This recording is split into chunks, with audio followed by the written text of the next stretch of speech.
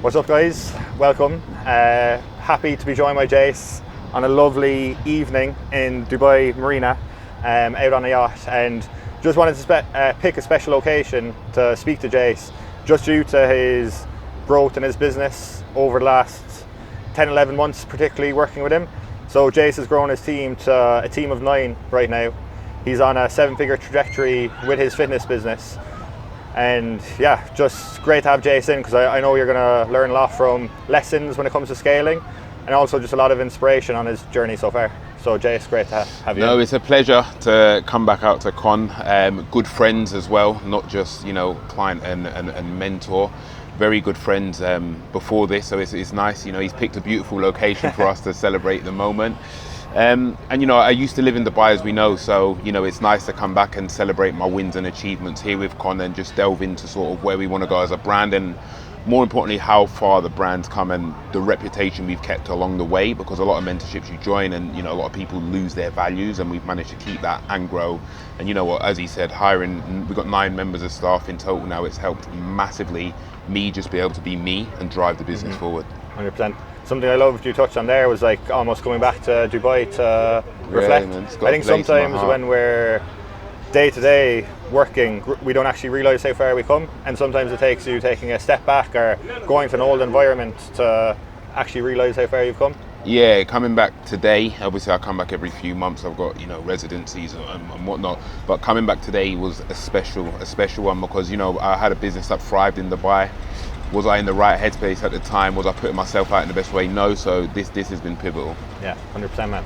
Just in terms of what you said there with headspace, can you kind of give a bit of a better understanding there of like maybe where your headspace from before to now? Yeah, I just feel I had a business that did very well, mid-6 figures, very lucrative. As a young guy, 26, at that time I was buying Ferraris, cash from the showroom, and I was when I was young, it was more, how can I be seen as successful? It's now it's like, how can we actually be successful? And you don't have to be seen as that, because successful people feel that energy.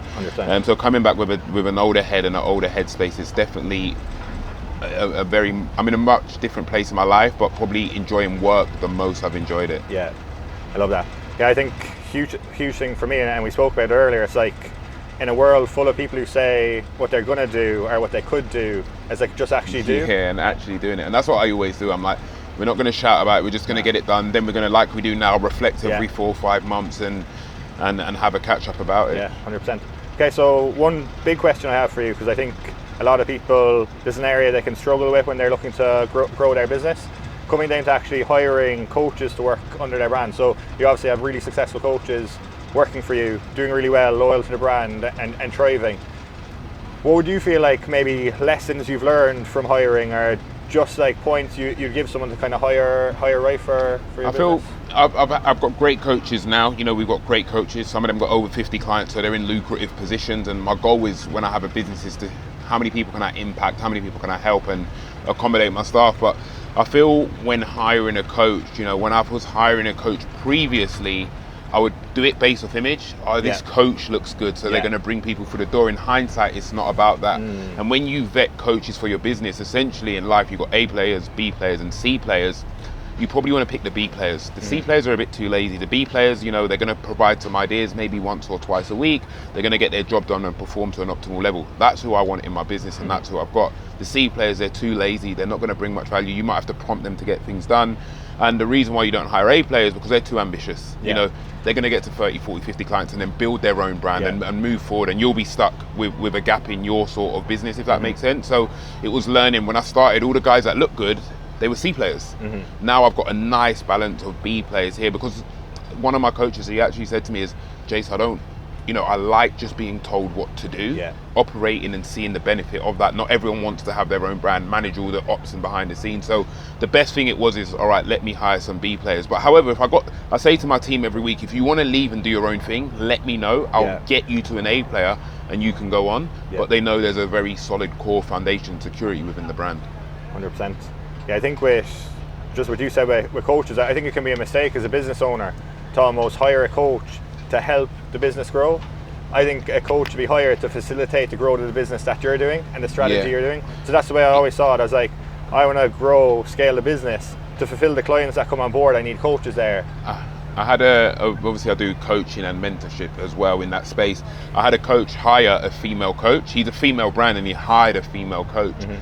By the time that female coach left the brand, the female coach had more clients than him. Because you have to remember, people buy into people and personality. If you hire a coach who's a very great, outstanding A player with a great personality, your audience is going to buy into them. And unfortunately for that coach, what happened is his clients then left and joined that coach. So essentially, as much as it can build a brand, it can also damage your brand if you lose your authority within your brand. Yeah, 100%. So never, because I've had it as well with clients where they've almost felt afraid to speak to their coach because the coach came in and almost felt it was all their business instead of feeling like they were speaking to the business owner and their boss. It's got to be like a bit of a partnership, not a dictatorship, a bit of a partnership, ideas to the table. And that's why, like with our team, every Monday we've got a team call. Obviously, luckily I've got Catherine gets on a call with all the coaches once a week. What's their marketing plan? What's their game plan? Have they done the things we spoke about on the team call? So a lot of people want to hire coaches, but it's, have you got the space, the facility and the capacity mentally to manage the coaches? I did, and then I didn't when it got busy, and that's why I hired someone. So I think if you're hiring a coach, you also got to look at probably hiring someone as an assistant as well. Yeah, 100%. Okay, so I actually looked at your onboarding form today from back in January, and something you put in as a 1 year vision was a certain amount of extra revenue that you wanted. I won't say the exact amount, but you've actually 8x what you said that 12-month goal was. So you had 8 times more extra revenue as the goal that you set. So my question for you on that is, what do you think that growth has come down to? Whether it's been, maybe a mindset perspective from you, a certain strategy, like is there anything you can underpin that amount of? I think it's mindset. I think mindset's massive. As much as I love fitness, if someone knows me, like me and Connor have a conversation about business, I'm heavy into business and marketing. Like that's my thing. I study it, I watch it all the time, and I think me having that level of understanding's crossed into my business. And even when we have chat about mentoring, you take a gem off me, I take a gem off you. So I think one of the big things is my mindset and understanding I'm very good at the marketing aspect and learning, like you said earlier, you have to home into your roles. And I learned what I wasn't good at. I wasn't good at sales calls. I hired a sales closer that's done extremely well. He's closed over 100 calls in 3 months. I'm not good at that. That allows me to go out and build content. Content drives the leads, the closer closes them. So it was highlighting I'm not good at finances and managing ops. So Catherine, you're going to have to now do a new role of the finance review. So the way the business grew was my mindset of removing my ego. Yeah. Before I was like, it's my business, I'm going to take care of finances, I'm going to do this, I'm going to do that, I'm going to do every call because I'm going to close it. And removing your ego and being humble, and just like I always say to guys, there's like humility is your best fragrance. Just being humble and saying, you're actually better than me at that, but that's going to allow me to focus on what I'm focused on, and just allowing me to, one, be the face of the brand and be present, because I feel we've got a very strong personal brand wherever we go. And that's definitely been the main thing. And obviously with me, with mentorships, it's trust. I've had officially, I would say 3 mentors, and this is the longest serving one I've had. And I had a month break just due to me getting married and stuff. But it comes from trust, and like I don't say this to big up, it's a level of trust I have with Connor because he sees the vision of where my business can go. So I'm going to say understanding my role, my purpose, and having a level of trust, because there's so many mentorships out there, and it can easily be like, I can do this, but you've got to actually believe it, if that makes sense. Yeah, 100%. I think just back to what you said about the ego thing, I think that almost comes from confidence. So the more successful you become as a business owner, the more successful your brand has become, almost the ego drops and drops. For me anyway, like that's been my experience, because I'm like, when you get more confidence, you almost get this clarity of like, there is people who can do things better. And because you are so assured in yourself, you don't see it as a weakness. I think I used to be like, they want to get on a call with me, it's my business, they buy into me, they're going to, at the end of the day, yes, they do buy into you, but at the same time, there's also stages, and them sales calls are vetting whether that client's worthy to work with yourself. So when I started to remove that, because for a long time I was like, no, they want to work with me, and I even didn't do sales calls myself, to be fair. I was like, they're going to sign up on the DM or not. If they want to work me, they want me. And it was a very negative trait. Like I just didn't see things from the bigger picture. It's like an interesting one. So you're at a point where you've scale your brand so much, you have the opportunity to almost hire people for the areas you're not as passionate about? Or I want to hire, we're on 9, I want 10. I'll be happy when we get 10. So I don't know who to hire, so if someone if you're suggests. watching. But then it's almost so not everyone's in that position. So the other side of it is you also have to drop your ego if you're at a starting point and you don't have the funds to hire someone where I need to be good at everything. But the issue I see here is I had to speak on the mentorship page. I had a chat with a young coach, and the ego is. He said he wasn't that busy. I said, how many days you work in? He said Monday to Friday. But you have to drop that ego. You have not earned the right to just work Monday to Friday. Yeah. I still work Sundays. I don't work Saturday. I work Sunday.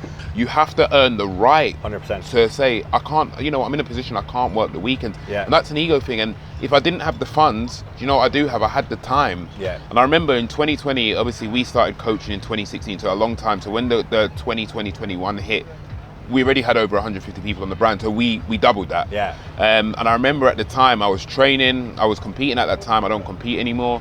And I remember saying for 4 weeks I stopped training. I didn't train once because I said I'm training 4 hours a week. 5 hours, training 5 times. I'm training 5 hours a week, then 20 hours a month. I'm like, I'm really going to double down into my business. Yeah. I'm not training. I took 4 weeks off training. The brand moved into a very different space. And a lot of the time is if you haven't got the funds, what you have got is you have got time. You think you haven't got time because the tasks you need to do for your business, they're not high up on your priority list. Why? They're not as exciting as training. A lot of guys that come to me, they say they're struggling and they ain't got time. I say, how many days you train, mate? 5 days. Why don't you train 3 and put that time into your business? And that's the main thing. I do it now. I get on calls with, like, you might get on mentorship calls with people. Oh, I can't get on that time, mate. I'm training at 6 p.m. I'm like, it shows me how low it is in your priority list. And I always said to myself, well, I haven't got cash, but I've got time. And I just used to put an abundance of time into researching and doing the things I needed to do. Even still, me to this day, like I will could be speaking to someone in the DMs. They're interested with mentoring. They seem like a good fit. I'll be like, bro, I'm free in like 1 hour if you want to jump on a call. You got get it done quickly. You've got to nurture like success, like speed. What we Yeah. said earlier today, success and speed go hand in hand.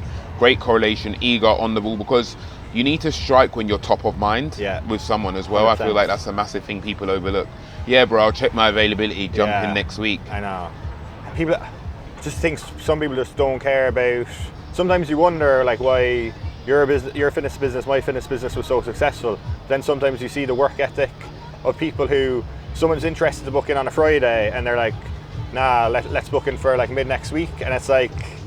It's also like I always had a rule of thumb when I started coaching. I remember saying to myself, when someone inquires with me, they've inquired with 2 other coaches. Yeah. And it's whoever adds the most value gets them on the call the quickest. So I would always action that. Sometimes I go on Instagram and I see stories that are like, hey guys, anyone who's got back to me today, I'll get to you back over the weekend. And I'm like, man, someone else could have offered them value, offered them a taster session, got them on a call, made a roadmap of how they're going to get them from A to B. And that's why it's, speed is king.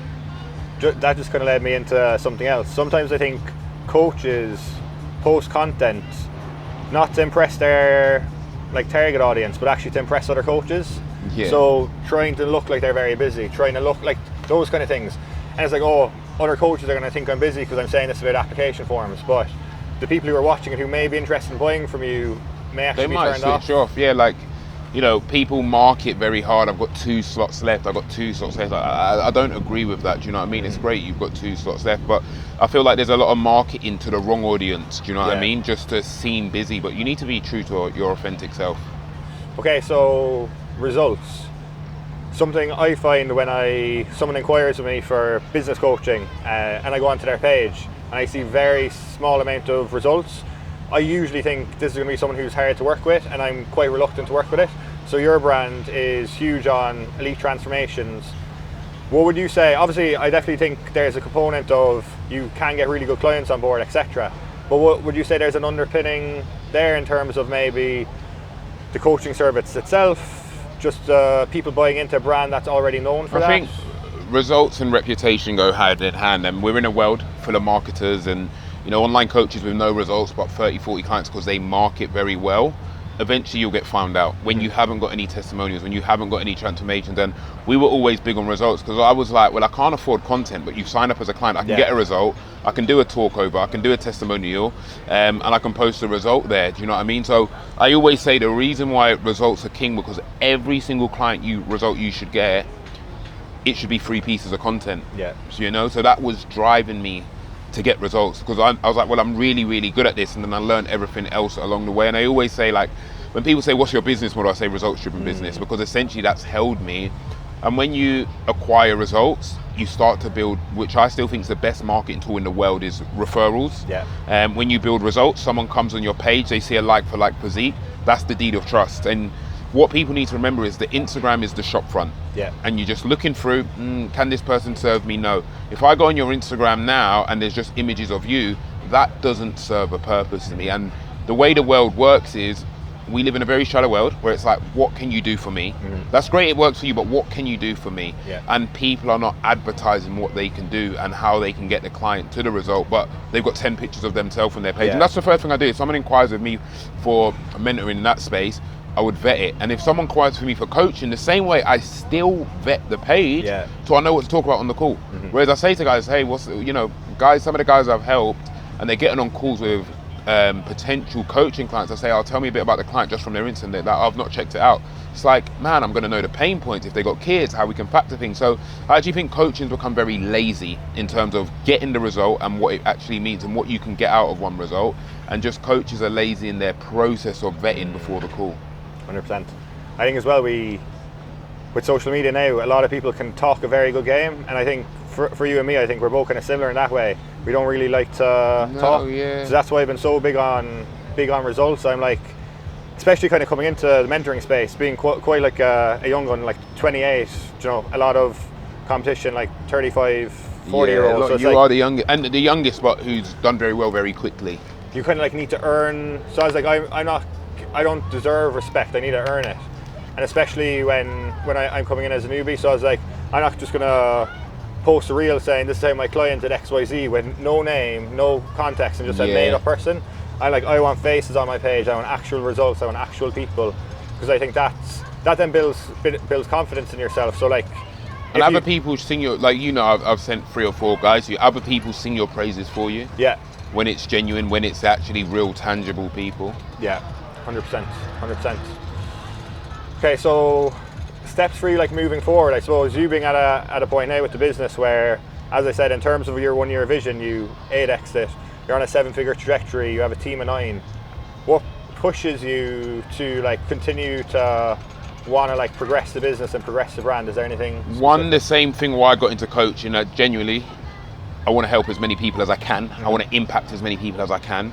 There's been times I've gone to, I used to live in Dubai, but I go to Dubai, I know people that know my business. I go to Cyprus, sometimes I bump into someone that knows my business. I've got a very strong core, or someone from XYZ will be like, oh, my mate said he knows your brand. So one is help as many people as we can and be known to be a great household, global, worldwide coach. 2, it is not so much income based for me, and people might be like, what are you talking about? I've got more than I could ever imagine. I've got more than I could ever dream of.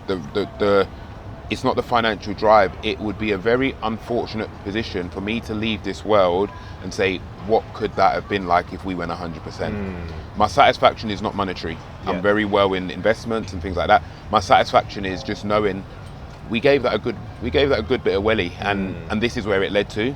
Thirdly, a huge satisfaction for me is, I've had some coaches come to me with making £500 a month coaching, and they've joined my team and they're getting £6,000 a month paid from me. Yeah. My company giving someone £60,000-70,000 a year based off me. No better feeling. I want to change their life, and I say that all the time. Like, if you give me the energy, I'll change your life. So the drive to grow the business is, 1, to impact my staff and show them that they can live a lucrative life. 2, help as many people as we can for a long lifetime name. And 3, just I don't want to leave this world and be like, oh, that's what it could have been. I'm 30. I think I've got another good 10 to 15 years in the coaching space before I probably walk out and move into something else. So it's even with the mentorship now, I'm like, oh, let's just see what it can be. It's not monetary because we've got a good brand. It's let's find something that challenges us every day. Yeah 100%. That's what I love with business coaching. It's like, if you're helping someone go like from... we've had chats, you said, I think this goal's monetary for you, and I've been like, nah, this all right. 100%. No, you're definitely not financially driven. I think, it's probably the bodybuilder in you, because it's definitely still inside you. It's that idea of like continually progression. Yeah, it's minor progression over a long period of time. Yeah, 100%. But yeah, I just think, being able to help someone I think that's the beauty of business coaching as well. You're impacting people on such a big level. So let's say a guy I work with doing 5k a month ends up doing 25k a month. His partner, if he has kids, his family, everything, his your aura rises. Like as mad as a man, you feel good when there's money in your pocket. Yeah. Not an abundance of money, but you feel good when there's responsibilities and you've got money in your pocket, essentially. 100%. I almost think as well, the one like, I think sometimes for online coaches, maybe they underestimate the actual impact that they're making. So I don't know if it's ever happened to you, but you've gone to a photo shoot or you've gone to a competition and you've seen a person in person and you felt so fucking good about it. And I feel this is where a lot of coaches go wrong, because I see it all the time. Yeah, bro, coaching brand, I'm a business owner. I say, I never want to hear that again. You're a service provider. You see, as soon as you see yourself as a service provider, you will excel, you'll get results, you'll get people through the door. You're a business owner, all right? Yep, you're a business owner. You can work on your own time. You can do things in your own time. I still see myself now as a service provider. I'm a service provider between the hours of X, Y, and Z, so all my work needs to be done. And once you start to see yourself as a service provider rather than, yeah, man, I run the business, I can do check-ins when I want, your business will flourish, because a good service, people will tell everyone about it. And income is a byproduct of service. It's one of the biggest things. Like, if I didn't have a great service, in some people might say I don't, but in terms of being a people's person, I wouldn't have the business I have today. 100%. Yeah. And I think probably you and me, we came in, like how I came into the industry. So you started 2016, Accomplish started in 2017, and I remember at the start, I was like, this could just be some pocket money for like a nice holiday. That's all I cared about. It was never... I was charging £30 a month. Yeah. Do you know what I mean? It's 10x now, but it didn't 10x overnight. Do you know what I mean? But I never thought this could change my life. Do you know what I mean? There was times I was like, I'm not going to do that coaching thing anymore. Yeah, never. I think, and so it started from a point of us genuinely wanting to help people, and I think I'm almost happy when because I didn't even think, like, if we said fitness coaches back then, no one really made money. Like, we could probably list 10 fitness coaches at the time. Eddie Abu at the time, like, it wasn't as lucrative. So I'd say the people that go far are the people that do it when no one's giving you an applaud. Yeah, 100%. Essentially, that's obviously been one of the biggest things. And a lot of coaches now, it's like, yep, you might get, put out an ad or put out a reel. It might not get any bites on the first time, but it's, people buy into sort of the customer consumer journey that might be over 6 to 9 months. So just because that no one's inquired now, it doesn't mean they won't inquire later. When people come on your page, they just want to build trust over X amount of months before they really invest. 100%. I think that it's an important lesson. It's like, never tie a belief to like an outcome. So if you run an ad, it doesn't work. If you post a piece of content and you thought it was going to do better, never tie a belief to your content shit or ads aren't going to work for you. Actually say to yourself and challenge yourself, okay, that didn't work, but it does work for other people. So what can I try differently and what can I change? And even with ads as well, a lot of ads is people think, yep, ads is 70% of the time it's battle testing what works for you. What works for Con's audience for his fitness brand won't work for mine. So you got to battle test time and time again. And ads is a game you lose more than you gain, and then eventually you gain more than you lose. I think ads can almost be glamorized by a lot of people. If you haven't mastered organic content and organic lead gen and obviously organic sales, ads is going to be way harder because the people know you less, they're trusted into you less. So usually show up rate to calls is lower, closing rate is lower. So people think ads is like the easier route. It's actually the more challenging route. So in the space, obviously I coach a lot of people, and I get friends that I coach, hey bro, what you doing for your business, and always give friendly advice. I'm going to put some money behind ads, they say, and I say, don't run ads if you haven't got organic content on your page or you haven't got added value on your page, because you're going to run the ad, you're going to get new followers, they're going to come on your page, and what are they looking at? There's no journey, there's no personal message, there's no professional message. So before you run ads, let's have the back end and base sorted, and then when you've exhausted that, maybe look at running ads. Yeah, and that's like what you said about like almost seeing your Instagram as like a landing page. Yeah, it's a landing page. So running an ad like that, you will get the profile visits, but you probably won't get the new followers because they click on the page, they look at your bio, unclear, they look at your page, doesn't look like something. So it's like to get the profile visit into new follower, it comes down to how the page looks, the bio, yeah, 100%. We buy off vision. You don't go into a restaurant if the food doesn't look great, you buy off vision. Yeah. Do you know what I mean? When a guy's dating a girl, it's visionary. We're visionaries. We do everything off the visuals. 100%. Okay, so for coaches listening who may just work in their business themselves, they may have one hire, 2 hires. What would you say in priority if you were helping someone build a business in terms of like top 5 hires? Top 5 hires, granted they got the funds or just in general? Yeah, so maybe as you kind of as I scaled. So how did it work for me?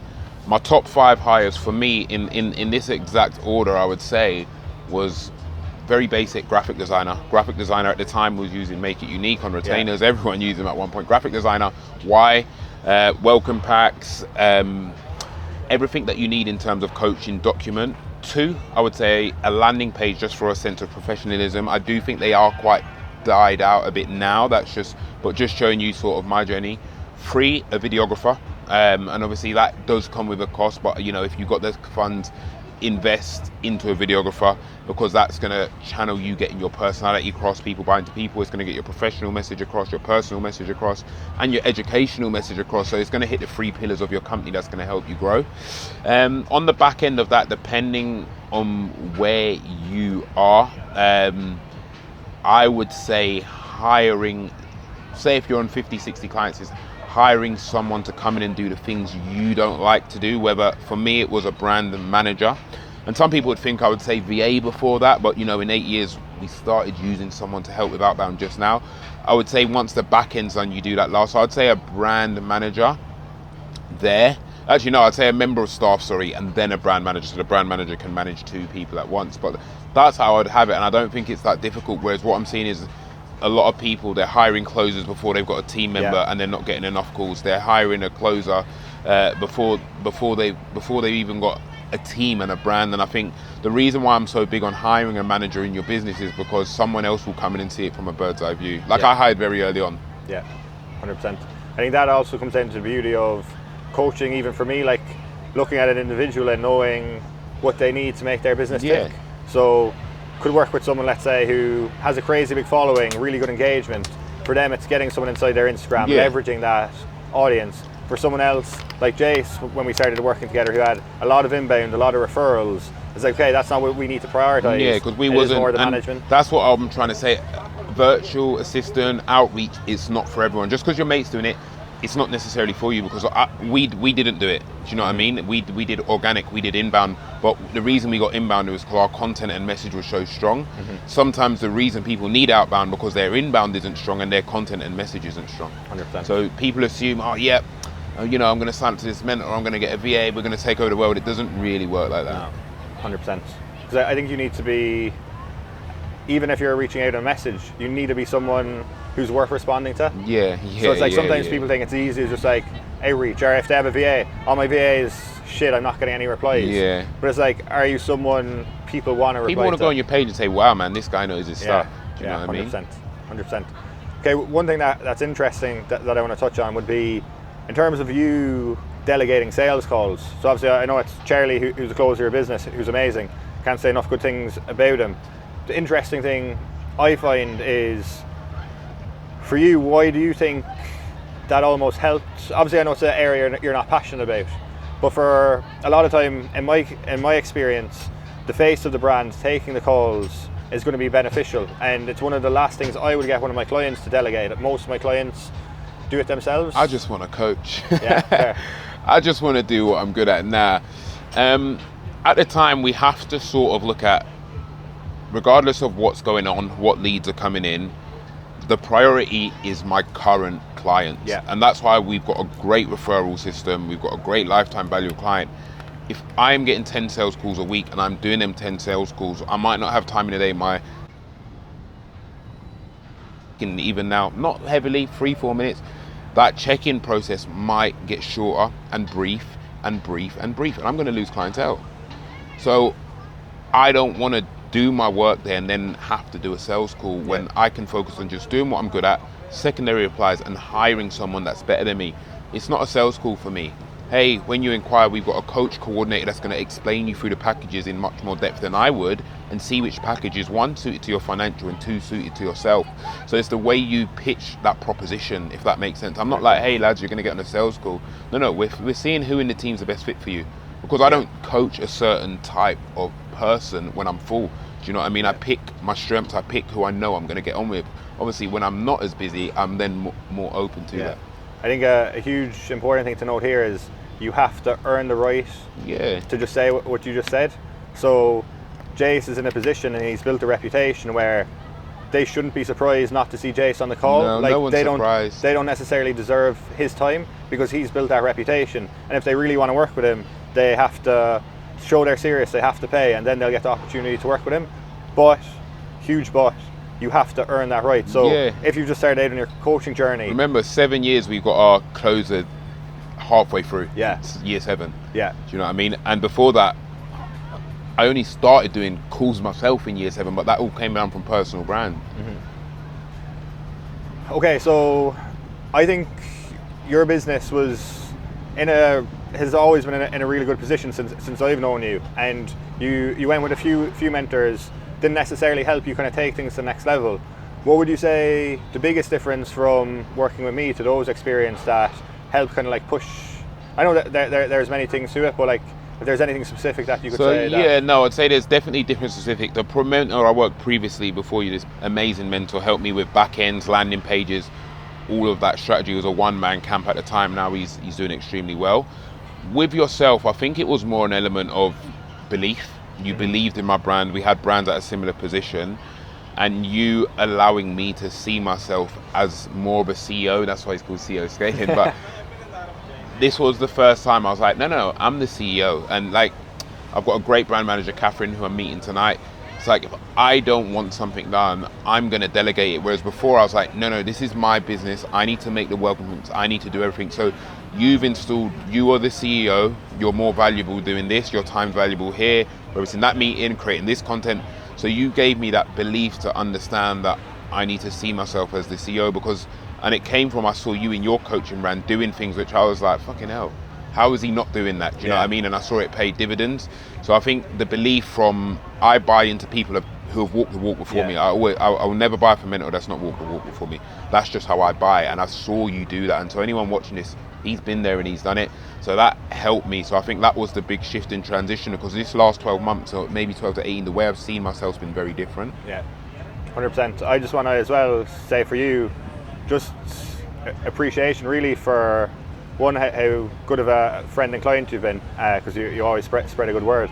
But two, I think you kind of came into the experience with like no ego, very open-minded. Yeah, I was very, like, people say to me like, why have you got a mentor? And I'm like, I don't know. But no, jokes, I'm like, it's the accountability for me. Like, I am so busy with what I'm doing and helping some younger aspiring coaches build their brands as well. It's like, I know I've got a call with Connor next Thursday. I've not done any of my tasks, but I know I will not get on that call if I've not done the task because I paid for that call. I think mentorship in the industry can get a bad stigma when it's abused, when mentorships scale too heavily, and in my opinion, get huge teams where it's not one-to-one. But no, I'd definitely say Con walked the walk before me. The deed of trust, as friends were there, but even as a friend, the way he carried himself as well. So I think it's, I study things before I buy them, that whole journey. So no, that was definitely one of the big things. Appreciate you, bro. Cheers. I bet he was like, I didn't even know he liked me this much. Okay, so this is just to show Jase for an acknowledgement, because I think with business, we always don't get acknowledgement. We get acknowledgement in a lot of other areas with fitness, etc. Not often in business. So I just wanted to acknowledge Jase, the huge growth that he has, 7-figure trajectory in his business. And yeah, welcome you into the Platinum Club, my man. I've been excited to get this one, but he knows me well. We're chasing the gold one next, and if you know what the gold one means. No, but genuinely, like, things like this to me, I'm so engrossed in the business and looking after my team and looking after my wife and the people around me. I never step back and say, do you know what, you actually did that. And I got to the airport yesterday and, treated myself a bit, and I told him, because I got to it and I was like, man, you actually put yourself in this position by just applying and having a healthy and great head state. So, like, people won't realize, like I said to Con, like, I don't keep things like this massively, but this means a lot, and this is going right up in my office, just as a reminder, because you know what, the good days make the bad days easier. So no, this is definitely well deserved, definitely solid, man. Well deserved. Definitely. Get yourself one of these. Well deserved, bro.